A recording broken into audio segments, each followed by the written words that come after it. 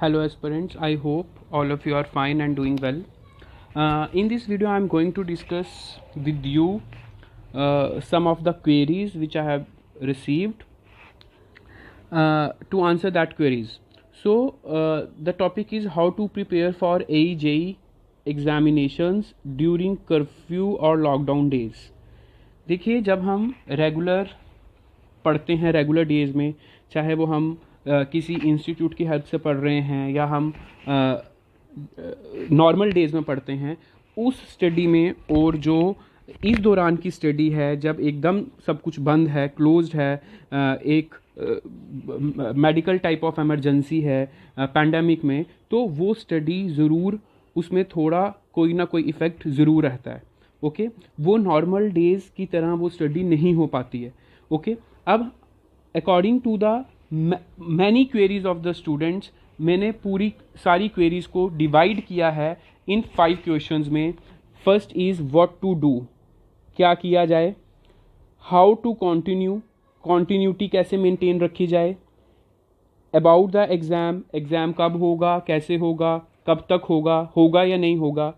उसके बाद रेस्टलेसनेस बहुत है स्टूडेंट्स में. रेस्टलेसनेस क्या है, हम उसको कैसे ओवरकम कर सकते हैं, वो हम देखेंगे. And how to overcome the negative thoughts. और हमारे माइंड में हर दिन सुबह शाम हमारे माइंड में थॉट आता है कि यार क्या होगा, सिलेक्शन होगा या नहीं होगा, जिस स्ट्रैटेजी से मैं पढ़ रहा हूँ, या हमारे पास पोस्ट बहुत कम है, क्या मेरा नंबर उसमें होगा या नहीं होगा. तो हम उसको कैसे टेकअप कर सकते हैं, हम उसको कैसे ओवरकम कर सकते हैं. तो let us discuss these questions, these problems one by one. Okay, सबसे पहले इन दिनों में the first thing is what to do, हमें क्या करना चाहिए. देखिए, most of the students at this point of time studies से थोड़ा सा दूर हो जाते हैं. तो I would suggest you the first point is that don't break the study. Don't break the study. Schedule को ब्रेक मत करें. जो आपकी स्टडी है, मेंटेन द कॉन्टीन्यूटी को मेंटेन रखें. आप ये मत सोचें कि अभी हालात बहुत ख़राब हैं, एग्ज़ाम अभी होगा ही नहीं, या कुछ इस तरीके से अपनी स्टडी को ब्रेक ना करें. लेकिन अब उसमें भी स्टूडेंट्स को प्रॉब्लम है. According to the students, interest generate नहीं हो पा रहा. इंटरेस्ट की बात है, इंटरेस्ट जनरेट नहीं हो रहा, इंटरेस्ट नहीं हो रहा, पढ़ने का मन नहीं कर रहा. उसमें I would recommend you one thing कि अपना एक पूरा दिन वेस्ट करने से अच्छा है आप 24 आवर्स में से सिर्फ 6 आवर्स अपनी स्टडीज़ को दीजिए. ओनली 6 आवर्स अपनी स्टडी को दीजिए. लेकिन डोंट वेस्ट द 24 आवर्स. पूरे 24 घंटों को वेस्ट मत कीजिए. 6 आवर्स में व्हाट यू कैन डू, आप अपने शेड्यूल को 2+2+2 में डिवाइड कीजिए. यहाँ पर 2 hours in the morning, 2 hours in the afternoon and 2 hours in the evening.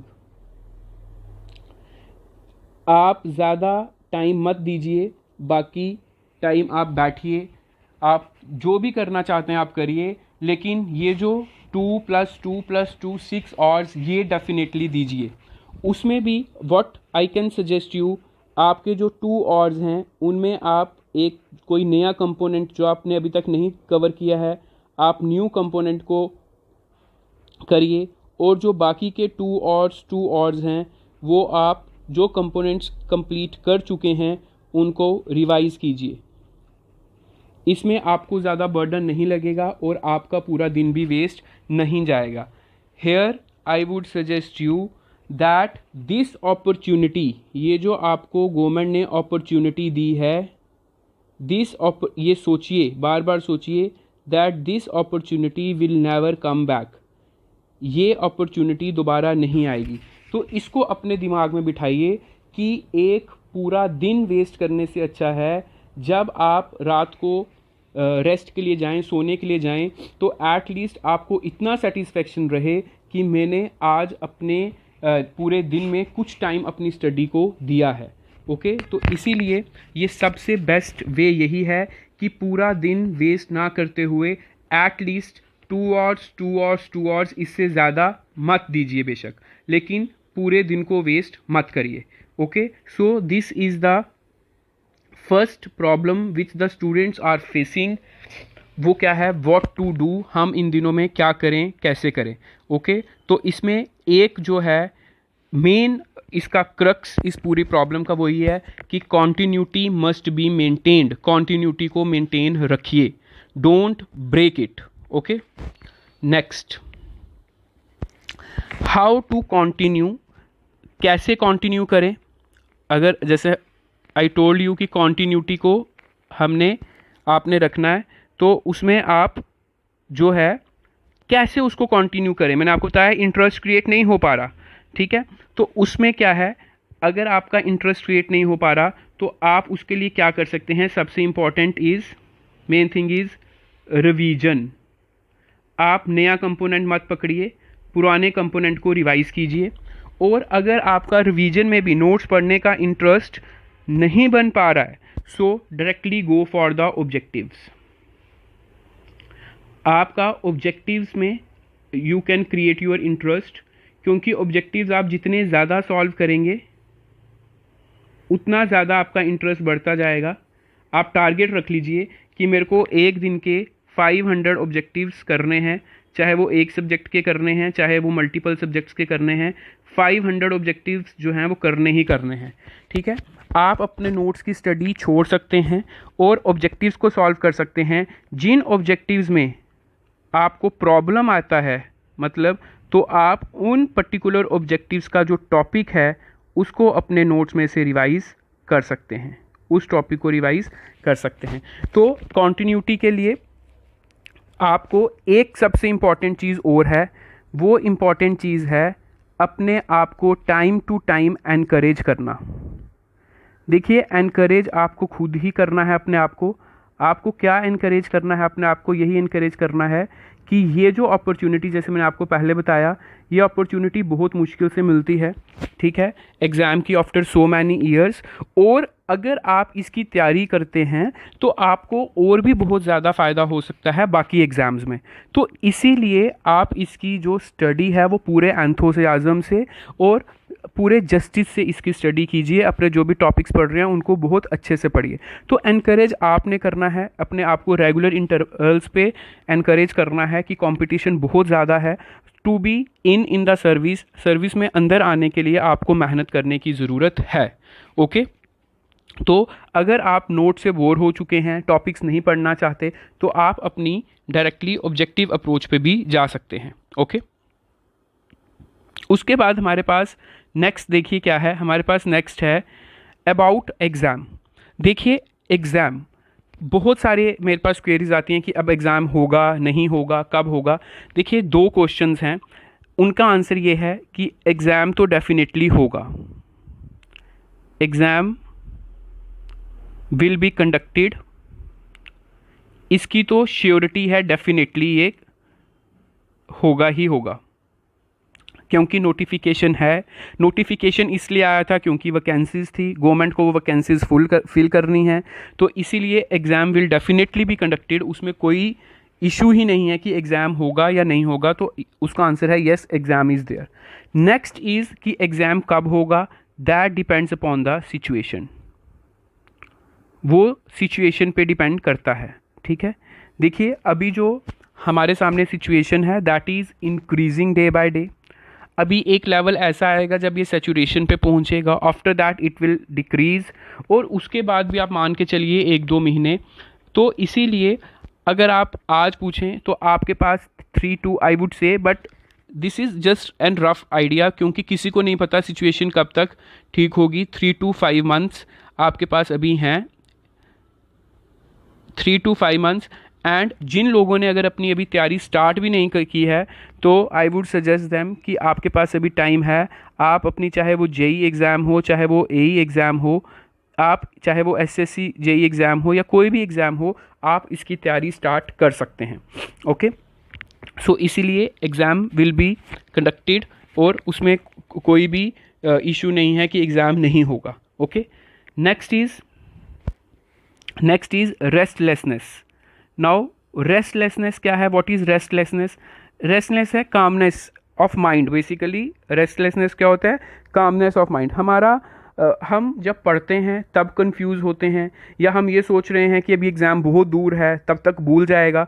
तो ऐसी चीज़ें नहीं हैं, ऐसी चीज़ें नहीं होनी चाहिए. सबसे पहले आप don't get confuse between the things. Don't get confuse. ठीक है.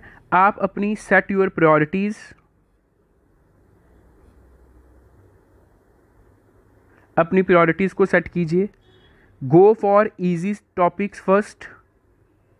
इजी टॉपिक्स और कंपोनेंट्स फर्स्ट. पहले आप इजी चीज़ों को कवर कीजिए, जो मुश्किल लग रहा है उसको साइड पे छोड़ दीजिए. क्यों? क्योंकि ये ना हो कि मुश्किल के चक्कर में, मुश्किल कंपोनेंट्स को या टॉपिक्स को टेकअप करने के चक्कर में आपके जो इजी टॉपिक्स हैं, जो आपके फेवरेट टॉपिक्स हैं, आप उनको भी जो है उनको भी मिस कर दें, उनकी स्टडी भी ना करें. ठीक है. या फिर आप क्या करें, आप अपनी रफ नोटबुक्स लीजिए और उन पे स्टार्ट राइटिंग फार्मूलाज. अपनी एक हैबिट बना सकते हो कि मैं फार्मूलाज को जो है आप स्टार्ट करेंगे लिखना, स्टार्ट राइटिंग फार्मूलाज, या फिर start writing important points.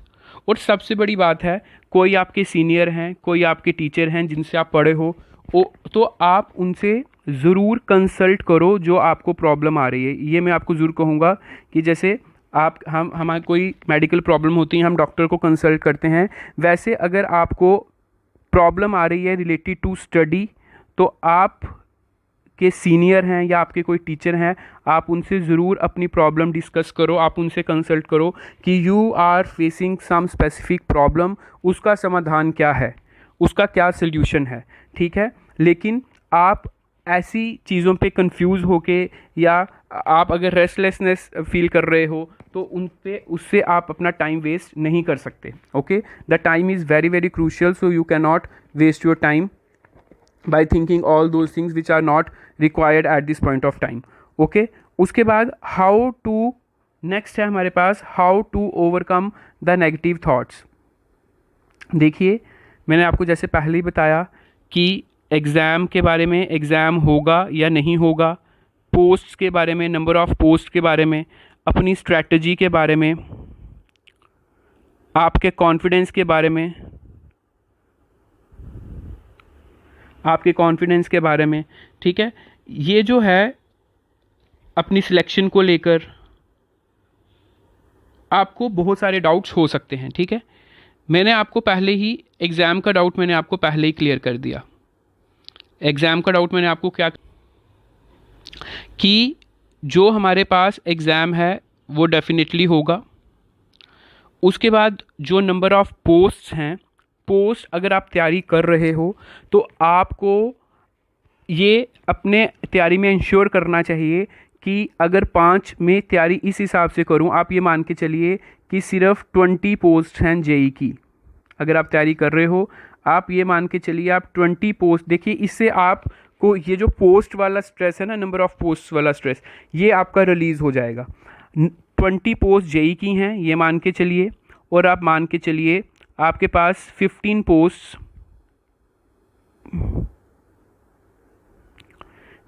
Post ए की हैं. अब आप देख लीजिए कि आपको तैयारी कैसे करनी है. ठीक है. तो आप अगर इस स्ट्रैटेजी से चलेंगे कि मेरे को इतनी नंबर ऑफ़ पोस्ट में ही अपना सिलेक्शन लेना है, तो पोस्ट तो इससे ज़्यादा हैं, बहुत ज़्यादा हैं, तो आप जो है अपनी तैयारी उस हिसाब से रख पाएंगे. ठीक है. जो आपकी स्ट्रैटेजी है, देखिए स्ट्रैटेजी एक बड़ी सिंपल सी स्ट्रैटेजी है. अगर आप इसको फॉलो कर रहे हैं तो आई थिंक इसके अलावा और कोई स्ट्रैटेजी नहीं हो सकती हमारे एक ऑब्जेक्टिव एग्ज़ाम के लिए. वो स्ट्रैटेजी यही है, सिलेबस में जितने भी कंपोनेंट्स दिए हैं उनको होली सोली तैयार करना, उन टॉपिक्स को तैयार करना और उनके objectives maximum to maximum solve करना. यही इस एग्ज़ाम की रिक्वायरमेंट है. अब कौन से टॉपिक्स तैयार करने हैं, या सिलेबस में जो सब्जेक्ट्स मेंशन नहीं हैं उनको भी थोड़ा सा टेकअप करना है। जैसे जेई के सिलेबस में स्ट्रक्चरल एनालिसिस का सिर्फ ट्रसेस लिखा है, तो सिर्फ ट्रसेस ही नहीं तैयार करना है, जो स्ट्रक्चरल एनालिसिस के और भी इंपॉर्टेंट टॉपिक्स हैं उनको टेकअप करना है, ठीक है। या कंस्ट्रक्शन प्लानिंग एंड मैनेजमेंट में आपको किस डिटेल तक पढ़ना है। तो इसीलिए ये आपको खुद आपके जो सीनियर्स हैं, जो आपके टीचर्स हैं, उनसे सलाह लेनी चाहिए कि उनके मुताबिक, वो एक्सपीरियंस हैं, उनके मुताबिक आपको कौन से कंपोनेंट्स में किस टॉपिक पे ज़्यादा फोकस करना चाहिए और कैसे ऑब्जेक्टिव्स को टेकअप करना चाहिए। दूसरा, कॉन्फिडेंस सबसे ज़्यादा इंपॉर्टेंट है। आपको अगर आप ऐसे तैयारी करेंगे और आपके maximum to maximum objective solve होंगे तो आपका कॉन्फिडेंस अपने आप जनरेट होगा। आपको रहेगा कि हाँ कि मैं बहुत ज़्यादा मेहनत कर रहा हूँ और मैंने बहुत ज़्यादा ऑब्जेक्टिव सॉल्व कर लिए हैं। अगर मैंने बहुत ज़्यादा ऑब्जेक्टिव सॉल्व कर लिए हैं तो आई थिंक आप में कॉन्फिडेंस ज़्यादा जनरेट होगा अपने आप। और अगर आप में कॉन्फिडेंस है तो आप उस चीज़ की बिल्कुल फिक्र ना करें कि आपका सिलेक्शन नहीं होगा। हाँ, ज़रूर ओवर कॉन्फिडेंस नहीं हो जाना है। ओवर कॉन्फिडेंस, अपनी गलतियों से सीखना है, अपनी गलतियों को खुद ही हाइड करने की कोशिश नहीं करनी है। ओके, तो जो आपको लगता है सब्जेक्ट वीक है उसको ज़्यादा फोकस करिए, और जो सब्जेक्ट स्ट्रॉन्ग है उसके और अच्छे लेवल के क्वेश्चंस करने की कोशिश कीजिए, because you have the time, आपके पास टाइम है, ठीक है। तो इसीलिए ये मेरी कोशिश थी आपको बताने की 5 important questions, problems which the students are facing at this point of time, जबकि सब कुछ बंद पड़ा है। तो what to do, क्या करना है, कैसे continue करना है। and about the exam, I told you exam will definitely be there। restlessness को कैसे overcome करना है, और negative thoughts को बिल्कुल नहीं सोचना है। अगर आप तैयारी कर रहे हैं, अगर आप पढ़ रहे हैं तो सिलेक्शन डेफिनेटली होगा। ओके, बट अपने शेड्यूल को मेंटेन रखिए, टाइम टेबल ज़रूर बनाइए, according to the time table पढ़िए। पूरा दिन वेस्ट बिल्कुल मत कीजिए, चाहे 6 आवर्स मिनिमम दीजिए, but please give some time. 2 hours अगर आप दे रहे हैं तभी भी मोर देन सफिशेंट है। उन 2 आवर्स में भी you can do many things. Okay, thank you so much. Thank you aspirants.